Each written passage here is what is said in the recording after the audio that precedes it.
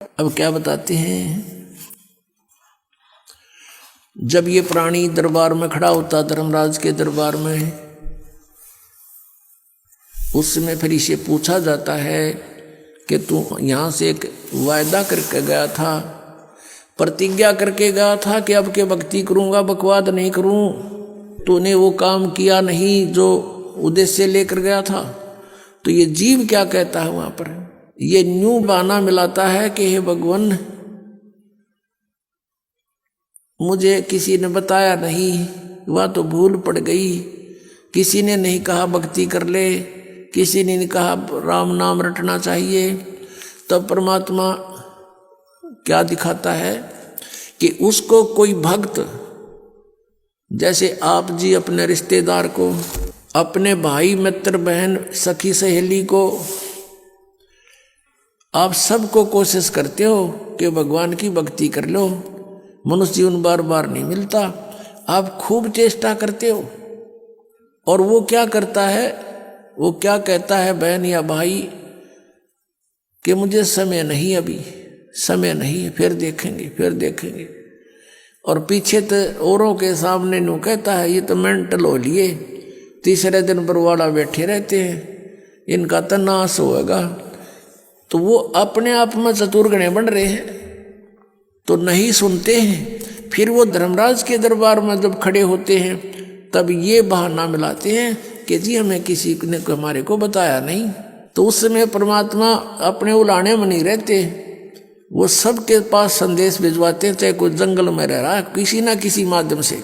तो उस समय परमात्मा क्या करते हैं, वो उसकी वीडियो फिल्म मूवी शुरू कर देते हैं, क्योंकि प्रत्येक प्राणी के अंतःकरण में, कोड वर्डों में पूरे जीवन की घटनाएं अंकित होती रहती हैं। उसको चित्रगुप्त बोलते हैं, चित्रगुप्त यानी साइलेंट फिल्म बनती रहती है गुप्त रूप में। और प्रत्येक प्राणी की है उसके पास असंख्यों जन्मों की अंदर कोड वर्डों में। जैसे आजकल आप देखते हो एक चिप है, छोटी सी चिप होती है, मोबाइल में डालते हैं और उसमें मन 50 घंटों का सत्संग विद्यमान होता है, इतनी को। और ये तो एक मैन मेड और ये गॉड मेड, तो उसने तो पता नहीं क्या बना दे। तो कहने का भाव ये है कि अब परमात्मा के विधान को समझने के लिए हमने इस साइंस ने घनी सुविधा कर दी। अब हम यहाँ बोल रहे हैं, सुन रहे हैं, कहीं और बीच में वायर भी नहीं, तार नहीं।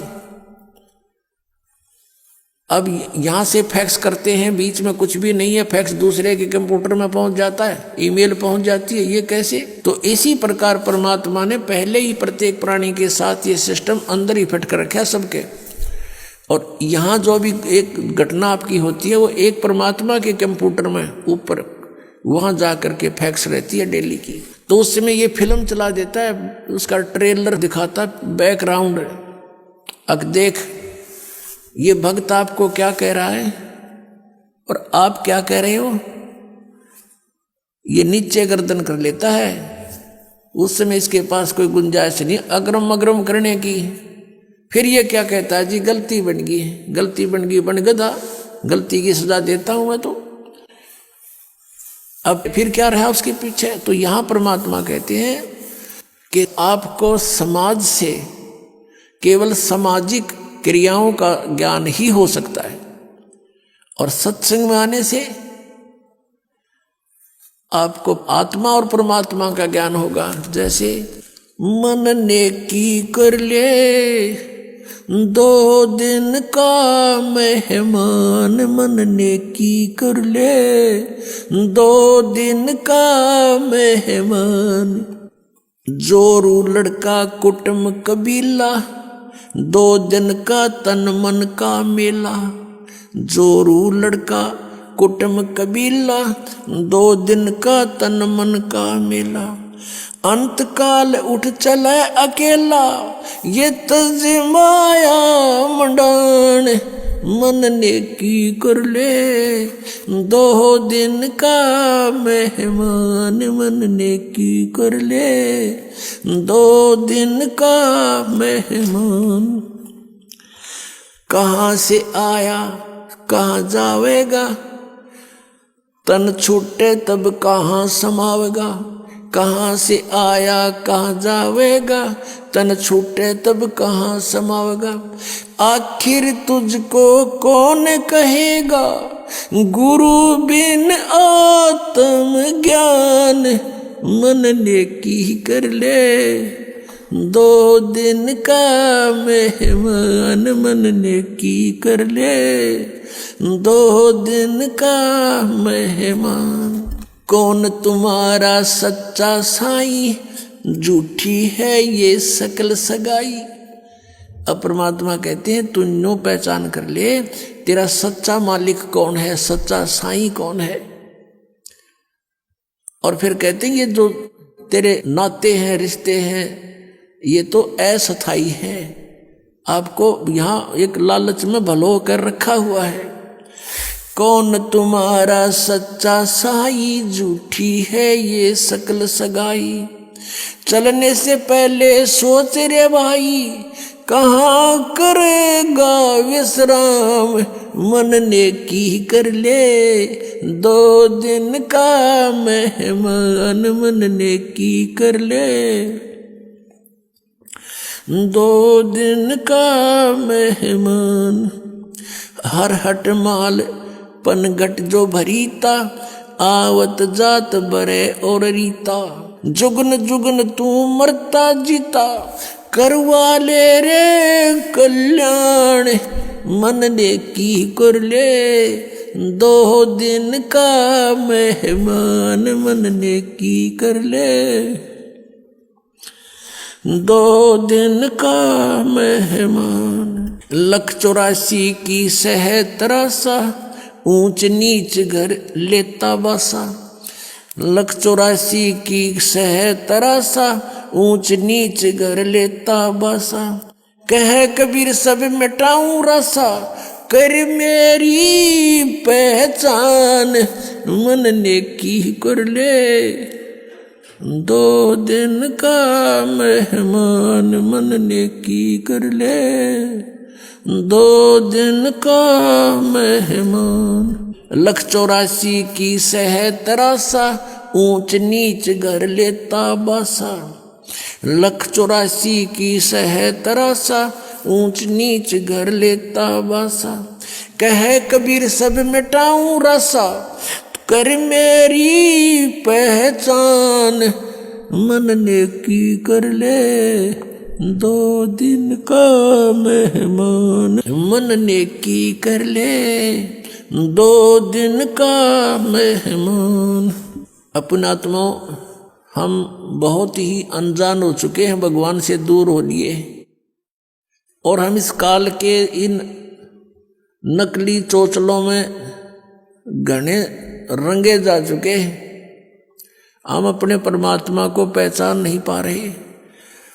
अब परमात्मा आए, आप देखोगे इतना मोटा कबीर सागर है, कबीर साहब की वाणी, कबीर साखी न्यारी रहेगी, कबीर बीजक अलगत है, और कबीर साहब की शब्दावली न्यारी।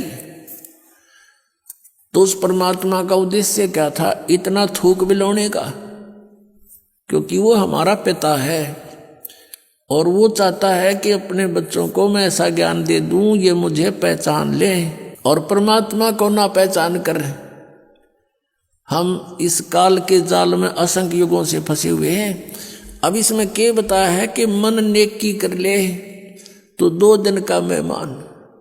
इस संसारिक सुख को, संपत्ति को जोड़ने में अपना जीवन नष्ट ना करे, और जो तुझे मिलना है वो निर्धारित कर रखा है पहले ही, इससे कम नहीं रहेगा, ज्यादा नहीं मिलेगा तुझे। हम भगवान के विधान को भूल के और दुखी हो रहे हैं।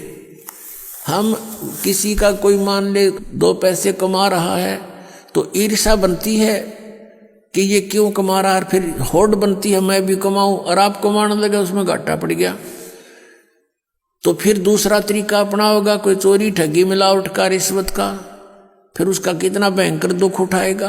तो कहने का भाव ये है कि इस तरह की जो पीड़ाएं हमें हो रही है बिना ज्ञान के हो रही है। अब भगवान आकर के हमें क्या बताता है कि तेरी पत्नी और पुत्र, जोरू लड़का और ये कुटुंब कबीला, ये 2 दिन का तेरे तन मन का मेला, और अंत समय उठ चले अकेला। ये तज माया मंडान, जो तूने बैंक बैलेंस बना दिए, माया के ढेर लगा रखे हैं, 1 सेकंड में छोड़ कर चला जाएगा। इसने पता नहीं किस पर दुरुपयोग करेंगे तेरे पुत्र, और दंड तने भोगना पड़ेगा जो इसे पाप से पैसा जोड़ा। और फिर क्या बताते हैं, कहाँ से आया कहाँ जावेगा, तन छूटे तब कहाँ समाओगा। अरे हम घर से चलते हैं, जिस दिन किसी कारण से हम दूर देश जाना होता है दूसरे शहर में, तो जाने से पहले रात को रुकने की व्यवस्था कर लेते हैं कि कहाँ पर रुकेंगे। कुछ ना कुछ सोच कर चलते हैं, चाहे ये सोच कर चलें होटल में रहेंगे, या ये सोच कर चलें कि वहाँ धर्मशाला में रहेंगे, या कोई मित्र रिश्तेदार का कोई एड्रेस ले लेते हैं। और संसार छोड़कर चलते हैं हम, कोई एड्रेस लेकर नहीं चलते, ना कोई व्यवस्था पैसे जेब में लेकर चलते कि वहाँ कुछ आगे जरूरत पड़ेगी। तो शरीर छोड़कर जाने के लिए जो करेंसी हमने ले जानी होती है, वो पहले से ही उसके चेंज करानी पड़ती है करेंसी को।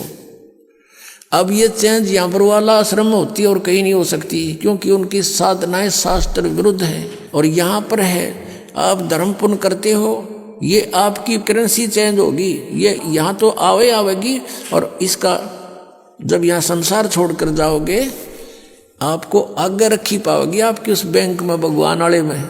तो क्या बताते, कहाँ से आया कहाँ जावेगा, कहाँ से आए थे तुम कोई पता नहीं, और शरीर छोड़कर फिर कहाँ जाएगा पता नहीं। तो ये इसको आत्मज्ञान कहते हैं। और क्या कहते हैं परमात्मा, कहाँ से आया कहाँ जावेगा, तन छूटे तब कहाँ समाओगा। आखिर तुझको कौन कहेगा, गुरु बिन आत्म ज्ञान, मन ने की कर ले 2 दिन का मेहमान।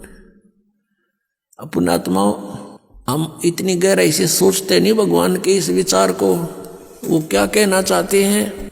अब कैसे बोलते थे परमात्मा, कहीं भी जाकर खड़े हो जाते थे कबीर परमेश्वर, और अपनी इस आवाज में परमात्मा अपनी अमृतवाणी को बोलना शुरू कर देते। जैसे ये शब्द आपको सुना रहा है ये दास, इसमें कितना गहराई भरी हुई है। कहते हैं कि तू संसारिक व्यवहारिक लोगों से संपर्क में है, और वो तुझे केवल व्यवसाय की ट्रेनिंग ही दे सकते हैं, व्यवहारिक बातें ही बता सकते हैं कि कितने अच्छी आत्माएं हैं। लेकिन तुझको गुरु के बिना ये आत्मज्ञान कोई नहीं बता सकता। आखिर तुझको कौन कहेगा, गुरु बिन आत्म ज्ञान, मन ने की कर ले 2 दिन का मेहमान। अपने आत्माओं, ये शब्द गान के नहीं, ये रोण के हैं। अब ये गाना नहीं है, जैसे किसी का पुत्र मर जाता है और वो माई रो रही होती है और वो गा भी रही होती है, लेकिन वो गा नहीं रही उस समय, वो रो रही होती है उस गाने के माध्यम से। तो यहाँ परमात्मा रो रहे हैं हमारे को कि तू कहाँ संसारिक व्यवहारिक बातों में सारा जीवन नष्ट कर रहा है, तुझे गुरु के बिना कौन बताओगा, तू कौन है, कहाँ से आया, उद्देश्य क्या था तेरा। आखिर तुझको कौन कहेगा, गुरु बिन आत्मज्ञान है। और उसके निकट नहीं जा रहे तुम। आप देखते हो कितने व्यक्ति सत्संग में आते हैं, बाकी सारे अपने पेट के लिए दिन रात बस दौड़ धूप मचा रहे हैं। और ये सौभाग्य आपका कि आप गुरु का ज्ञान सुनने को मिल गया। ये नकली गुरुआं तभी बात ना बनती परमात्मा के सामने। इस काल ने कितनी कठिनाई पैदा करी, झूठे गुरु भेज दिए, नकली ज्ञान बतावें, नकली नाम बतावें, और ये भोली आत्मा उनको परम धनी मान के, पूर्ण गुरु मान करके आंखें बंद करके बैठे श्रद्धालु। अब उनको कहते हैं कि तुम्हारी साधना गलत है, वो नाराज हो जाते हैं और लड़ने को उतारू हो जाते हैं। अब भोली आत्मा है, उन्होंने तो उनको पूर्ण संत मान रखा है, उनको क्या कहेगा पता नहीं, तो पुण्यात्माओं, यदि आप किसी मार्ग पर जा रहे हो, आगे से आपको कोई कहता कि ये मार्ग ठीक नहीं आपका, तो बुद्धिमान व्यक्ति को वहां रुक जाना चाहिए, उसकी बातों पे कुछ जोर देना चाहिए, उसके साथ झगड़ा नहीं करा कि तू झूठ क्यों बोल रहा है, क्यों गलत बता रहा है मेरे मार्ग को। इसमें लड़न की के बाद से भाई, अगर आपको कॉन्फिडेंस है कि मैं सही जा रहा हूं तो चला गया, नहीं इसने जैसा कहा उसको आपको बता दिया भी, अगर रास्ता ठीक नहीं तेरा यूं, तो उसके साथ झगड़ा नहीं करना होता। कोई भी ना करता ऐसे तो, बल्कि विचार करता आदमी कि सचमुच इसने क्यों ऐसा कहा, भाई पता तो करे, कारण पूछे, फिर वो कारण बतावे, उससे ना यकीन हो दूसरे से पूछा, तीसरे से पूछा, तो जब फाइनल हो जाए उस मार्ग पर फिर चलना चाहिए। और इसी में यही बुद्धिमता है। तो पुण्यात्मा दास बार बार कह रहा है कि ना तो राधा स्वामी पंथ, दन दन सतगुरु पंथ, जय गुरुदेव पंथ वालों के पास मोक्ष मार्ग नहीं है, ये जीवन नाशक है, ये बिल्कुल, इनके नाम भी गलत, इनका ज्ञान भी गलत, और इनके प्रवर्तक की आपको दिखा दी तो शिवदयाल जी की के दुर्गति हुई कमरा, शिवदयाल जी की मरने के बाद वो भूत बन गया, और वो बिलोचिस्तानी सामस्ताना खेमामल जी इंजेक्शन रिएक्शन से मृत्यु होगी। और एक और हुए उनके बाबूजी साहब, उसकी हिस्ट्री पढ़ लो तो वो कितने जन थे भुगत का मेरा। अब क्या बताते हैं परमात्मा, कहते संशय शोक सराय में सूतक दिन राती, और जीवित जग में जूती पड़े फिर जम तोड़े छाती। यहीं बिरान मेटी हो ले गया संसार में, वो भूत बन के बुक्की में बोला है। और आगे कहते जम तोड़े छाती, यम के दूत बकलता रहेंगे।